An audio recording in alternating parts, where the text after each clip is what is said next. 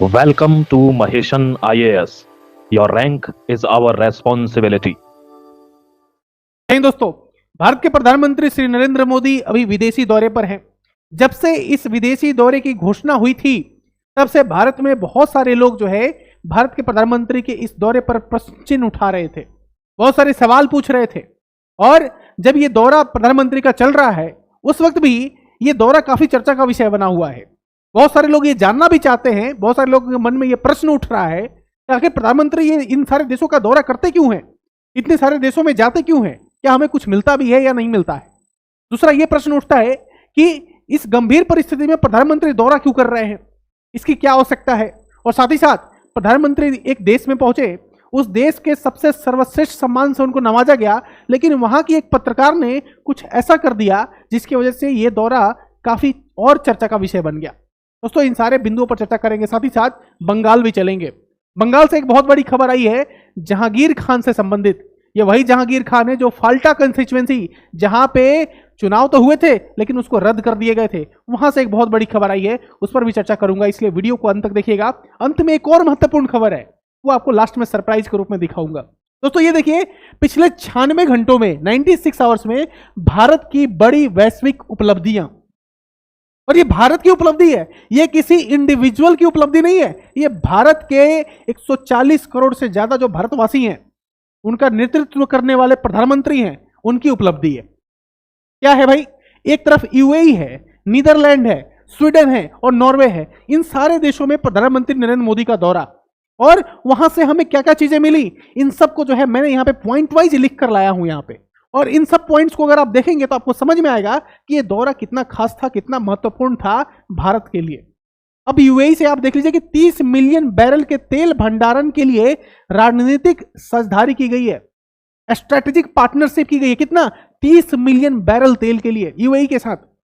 Netherlands के साथ अगर आप जाएंगे तो गुजरात में पहली बार 300 mm semiconductor fabrication unit setup करने की बात हो रही है। यहां पे देखिए स्वीडन में 6G, अभी 5G चल रहा है ना, 6G और टेलीकॉम सुरक्षा सहयोग की मजबूती की बात चल रही है। फिर आप देखिए नॉर्वे में $100 बिलियन के इन्वेस्टमेंट फ्रेमवर्क की घोषणा की गई है, और भी बहुत सारी चीजें, मैंने उन सबको रिपीट से नहीं किया। मैं ये पीडीएफ शेयर करूंगा टेलीग्राम चैनल पे, व्हाट्सएप ग्रुप पे, आप वहां से भी इसको देख सकते हैं, पढ़ सकते हैं। और कूटनीति से बढ़ता प्रभाव, साझेदारियों से तेज होता विकास, दुनिया के मंच पर नई ऊंचाई को छूता भारत, हमारा प्यारा देश भारत। इसीलिए कह रहा हूं कि जब यह घोषणा हुई थी कि प्रधानमंत्री नरेंद्र मोदी जाने वाले हैं, इन सारे देशों का दौरा करने वाले हैं, तो चर्चा का विषय बन गया, खास करके विपक्षी पार्टियों के बीच में। लोग ये प्रश्न उठाने लगे कि प्रधानमंत्री खुद ये बोल रहे हैं कि भाई आप जो है वो गाड़ियों का इस्तेमाल ना करें, काफिला जो चलते हैं साथ में उसका इस्तेमाल ना करें, तेल की बचत करे, सोना की खरीदारी कम करे। ये सारे जो है देश के प्रति जो है घोषणा की, आह्वान किया। लोगों से जो है प्रधानमंत्री नरेंद्र मोदी ने उनका साथ मांगा कि भाई ये गंभीर परिस्थिति में अपना साथ दीजिए। लेकिन फिर जब प्रधानमंत्री नरेंद्र मोदी ने ये दौरा किया तो काफी चर्चा का विषय बना। लेकिन ये सारी जो उपलब्धियां हैं इनको हम इग्नोर नहीं कर सकते, जो कि इस दौरे से हमें मिली हैं। ठीक बात है, यहां तक सारी चीजें क्लियर हैं। अब अगला स्लाइड आप देख लीजिए। ये यहां पे मैंने यूएई, नीदरलैंड और स्वीडन का खास करके यहां पे लगाया, नॉर्वे का नहीं लगाया, क्योंकि आप यहां पे देख लीजिए कि नॉर्वे में क्या हुआ। प्रधानमंत्री नरेंद्र मोदी अगर कहीं जाते हैं किसी भी देश में, तो आपको पता होगा कि प्रधानमंत्री का अपना एक प्रोटोकॉल होता है, हेड ऑफ द स्टेट का अपना एक प्रोटोकॉल होता है। वो बहुत सारी चीजें खुद से बोल नहीं सकते, बहुत सारी चीजें वो खुद से कर नहीं सकते, क्योंकि प्रोटोकॉल से वो बंधे हुए होते हैं। एक पत्रकार है, यहां पे खड़ी हुई एक पत्रकार है, महिला पत्रकार है, वो प्रधानमंत्री से कहती है कि मैं आपसे एक प्रश्न पूछना चाहती हूं, आप भाग क्यों रहे हैं। और प्रधानमंत्री जब यहां से चल रहे होते हैं तो ये बोलते हुए वो वीडियो रिकॉर्ड करती है और इस तरीके से अपने ट्विटर हैंडल पे डालती है और कहती है कि prime minister of India would not take my question, I was not expecting him to. प्रधानमंत्री नरेंद्र मोदी मेरे सवाल को नहीं सुन रहे हैं, मेरे सवाल का जवाब नहीं दे रही। ये कहना है इस महिला का। Norway has the number 1 spot on the world freedom index, India is at 157th, competing with Palestine, Emirates and Cuba. It is our job to question the power we cooperate with. कह रही है कि ये मेरा हक है, ये मेरा अधिकार है सवाल पूछना। बिल्कुल सही बात है, सवाल पूछने का आपका अधिकार है, लेकिन सवाल आप किससे पूछ रहे हैं ये भी तो सोचना चाहिए ना, क्योंकि जवाब देने के लिए वहां पे एक कंसर्न्ड पर्सन गया हुआ है प्रधानमंत्री के साथ। मिनिस्ट्री ऑफ एक्सटर्नल अफेयर्स के स्पोक पर्सन वहां पे पहुंचे हुए हैं, उनके अधिकारी पहुंचे हुए हैं, और वो अधिकारी जो है बकायदा आपके प्रेस कॉन्फ्रेंस में आपके सवालों का जवाब देंगे।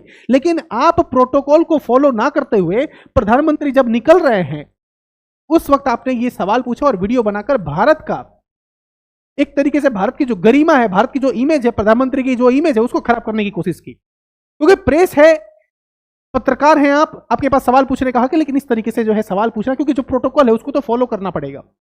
इन्होंने एक बात का और जिक्र किया कि नॉर्वे जो है वो पूरी दुनिया में फ्रीडम इंडेक्स में, प्रेस फ्रीडम इंडेक्स में टॉप में आता है, और इंडिया जो है वो 157 नंबर पे आता है, यानी कि नॉर्वे 1 नंबर पे आता है और इंडिया 157 नंबर पे आता है। ये कहकर भी मजाक उड़ाने की कोशिश की, एक तरीके से नीचा दिखाने की कोशिश की। लेकिन दोस्तों ये जो रिपोर्ट्स आते हैं भारत में, कहते हैं कि मानवाधिकार का हनन हो रहा है, मानवाधिकार का हनन हो रहा है। तो भारत में ह्यूमन राइट्स कमीशन है, भारत में अदालतें हैं, आप अप्रोच कीजिए, जुडिशियरी है, समझ में आ रही है बात।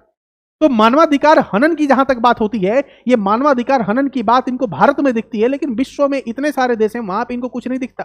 तो भारत को नीचा गिराने, कुछ लाइमलाइट पाने के लिए, कुछ फेम पाने के लिए इस महिला पत्रकार ने क्या किया, इस तरह का जो है कुछ कार्यक्रम किया है। ये देख लीजिए। फिर जब ये मौका मिल गया, जब ये वीडियो सामने आया ना, तो कुछ लोगों को मौका मिल गया। ये देख लीजिए कि नॉर्वे में महिला पत्रकार के सवालों से भागते हुए नरेंद्र मोदी, सवाल आप उस व्यक्ति से पूछ रहे हैं जो जवाब देने के लिए वहां पे कंसर्न नहीं है, जो जवाब देने के लिए कंसर्न है, उसे आप सवाल नहीं पूछ रहे हैं। ये वही बात हो गई कि मैं ऐसा नट लेकर आया हूं जो मैं गलत ही बोल्ट में लगा रहा हूं। समझ में आ रही है बात आपको?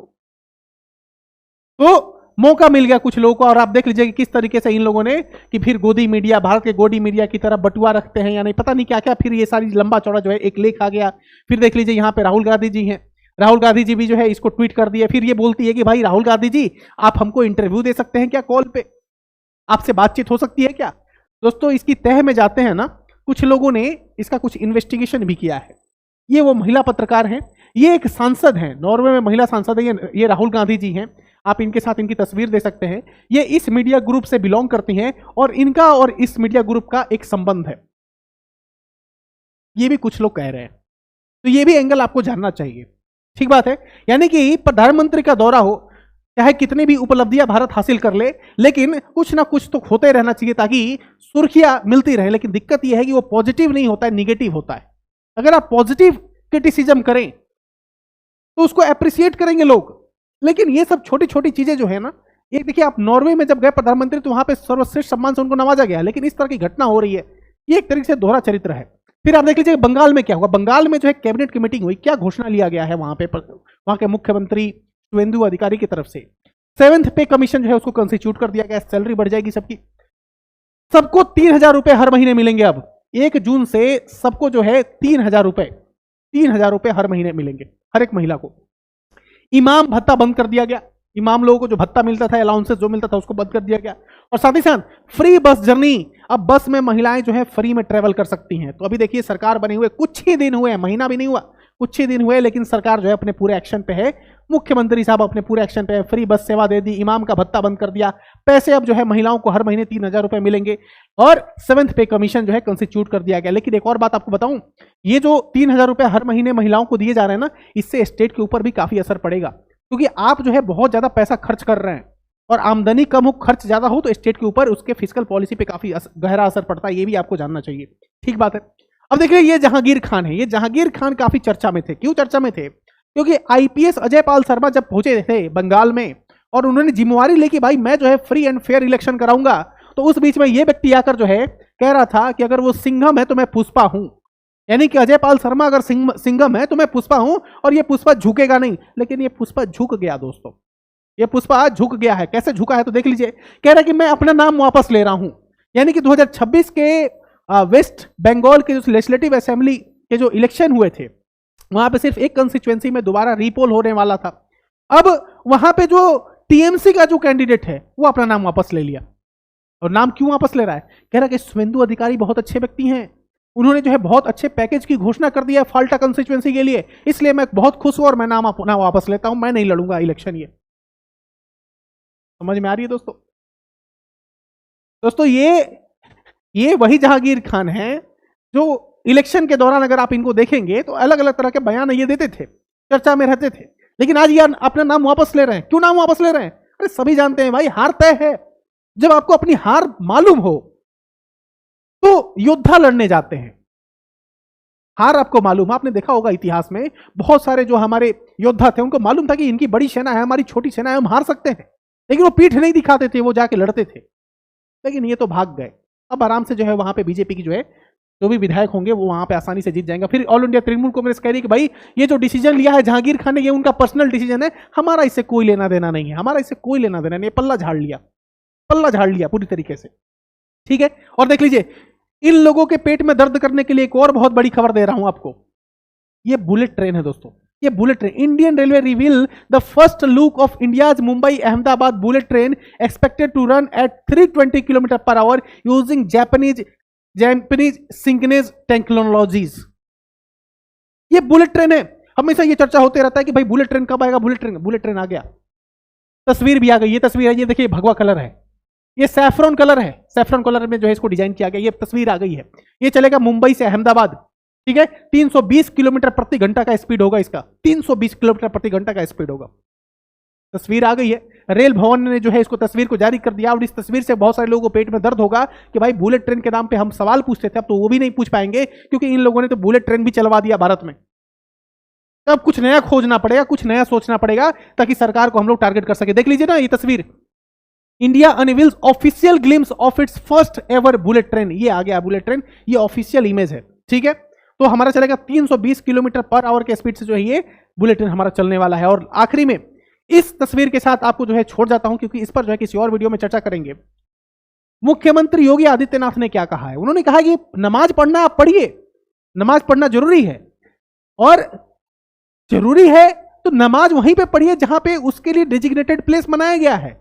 आप ऐसे किसी रास्ते पर, किसी पब्लिक प्लेस पर जो है आप नहीं पढ़ सकते। तो लोगों ने कहा कि सर हमारी जनसंख्या बहुत ज्यादा है, हम लोग नहीं पढ़ पाते हैं, वहां पे हमारे पास जगह की कमी है। तो उन्होंने बोला कि शिफ्ट में पढ़िए, नमाज पढ़ना जरूरी है तो शिफ्ट में पढ़े, हम रोकेंगे नहीं, लेकिन सड़क पर नहीं होने देंगे, सड़क पर नहीं होने देंगे। आप शिफ्ट में पढ़ लीजिए, शिफ्ट बदल बदल कर जो है पढ़ लीजिए। ये कहना है योगी आदित्यनाथ का। इनका जवाब दे दिया है पूर्व मुख्यमंत्री उत्तर प्रदेश अखिलेश यादव ने।